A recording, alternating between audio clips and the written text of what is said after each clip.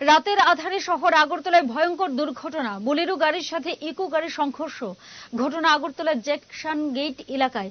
জানা গেছে, বোলেরো গাড়ির সাথে ইকো গাড়ির সংঘর্ষে ইকো গাড়ি উল্টে যায়, তবে হতাহত হয়নি কেউ।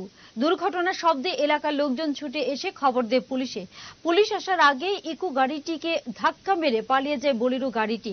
পরে ঘটনাস্থলে এসে তদন্তে নামে আগরতলা পূর্ব থানার পুলিশ। গাড়ি এত স্পিডে চলে, প্রশাসন কি করতেছে বুঝতেছি না। আমরা তো এখানে 4টা ক্যামেরা আছে, আমরা দেখি আমরা কি, যেহেতু সিগন্যাল নাই, সিগন্যালটা বদ্ধ, তো গাড়ি তো সবাই লিমিটেশন স্পিডে চলা দরকার। তো কি স্পিডে গাড়িটা আইছে, তো প্রশাসন কোন জায়গা পুলিশ দ্বারা রয়েছে, কিভাবে গাড়িটা এরকম ভাবে ছাড়লো, গাড়িটা কি করে আইছে প্রশাসনের চিন্তা করো। কালকে 5 মিনিট আমরা মারা যেতে পারতাম।